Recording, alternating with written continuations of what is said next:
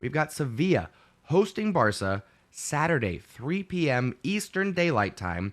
Come hang out with us. We'll be doing a live watch-along party. I do the commentary, the play-by-play, so you don't miss any of the action. Plus, you get to have some conversation with your fellow culés as we cheer on the Blaugrana. So make sure you come hang out with us. Like I said, that match will be 3 p.m. Eastern Daylight Time. As we scroll down and look at the table, Barcelona sitting pretty in third right now. A win would be huge, keeping pressure on Madrid and Betis. Betis is obviously going to drop points. I'm not concerned about them. But Madrid, going to be few and far between when we have the opportunity to gain some ground on them in the table. So let's make sure that we are coming out hot. And we got to scroll all the way down here to find Sevilla in 15th place right now. If we take a look back at some previous fixtures, last year, of course, when we played them in December, Jules Koundé, who is now a Barca player, got sent off, red card for throwing the ball at the head of Jordi Alba. We ended up with a 1-1 draw thanks to a goal from Araujo. And then later in the year, in April, played them again at home, at the Camp Nou, 1-0 victory. This one was hard fought, a goal from Pedri in this one. Pushed us over the line to get us 3 points. Let's talk predictions, beginning with my predicted starting 11 for this weekend's match against Sevilla. We start in the back, of course, where you will find the trusty Ter Stegen making his return to the elite goalkeeping status. He's going to be considered top 3, top 5 at the worst by the end of this season. Guaranteed. I'm going to keep repeating it week in and week out. This is Ter Stegen's year. Playing in front of him, we're going to stick with Balde. He's earned that spot. He's got pace. He's got power. I want to see a little bit more accuracy on the passing. He's got to get his head up a little bit sooner, but good things are coming. Balde getting the start on the left wing.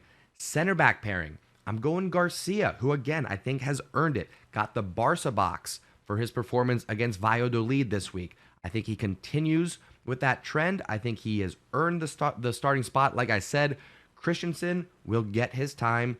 Koundé will get his time at center back.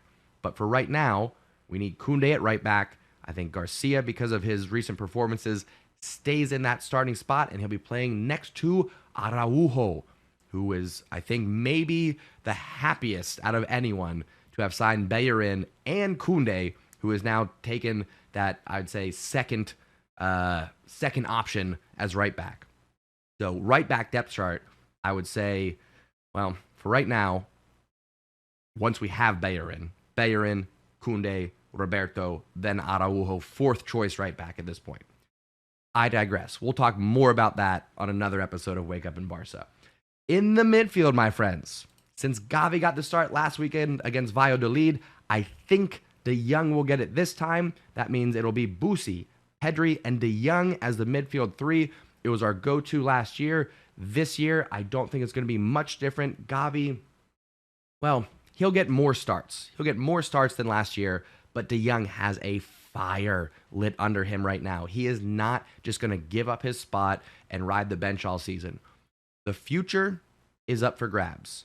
Nico's going to be returning, but Busi's going to be out. Who knows what could happen in the future? The next couple of years are going to be very exciting for Barcelona. But for right now, it's going to be every week, De Jong or Gavi. Who's it going to be? For me, it's mostly going to be De Jong with a little salt and pepper of Gavi. He's ready, but he's not ready to carry the team consistently.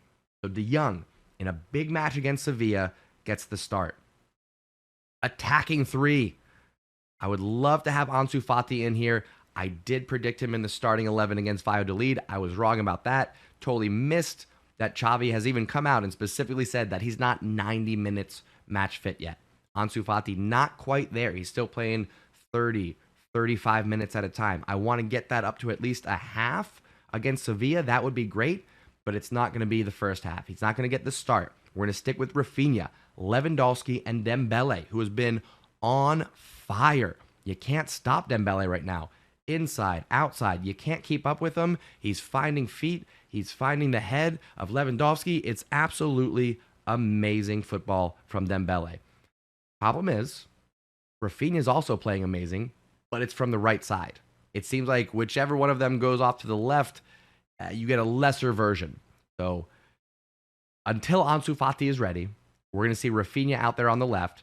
Dembele and Rafinha will definitely swap sides throughout the match, but this is what I predict they'll start out with. Again, Ansu Fati, once he's 90 minutes, match fit, ready to go for a full match, that's when you'll see him in the starting 11. Until then, I think we pretty much stick with Rafinha, Lewandowski, and Dembele. That's what I'm thinking for my starting 11. Let me know what I got right, what I got wrong. Score predictions, I'm going 2-0 Barcelona. I'm loving the defense. I'm loving the effort from Ter Stegen, so I'm keeping with this clean sheet trend. And I think we're going to get 2 goals from one from Lewandowski and one from Rafinha this time, because I think he's due. So I'm going 2-0 to the Blaugrana. Goal from Lewandowski, goal from Rafinha. Lock it in. That's the Mustache John prediction for this weekend. Let me know your thoughts. Again, if you're watching it on replay, let me know down in the comments what you think about the lineup, the predictions, and of course, don't forget to come hang out for the live watch-along this Saturday, 3 p.m. Eastern Daylight Time. Convert that for your time zone because we got Kool-Aids from all around the world coming to hang out with us, my friends. Thank you so much for tuning in and taking a ride. Mwah.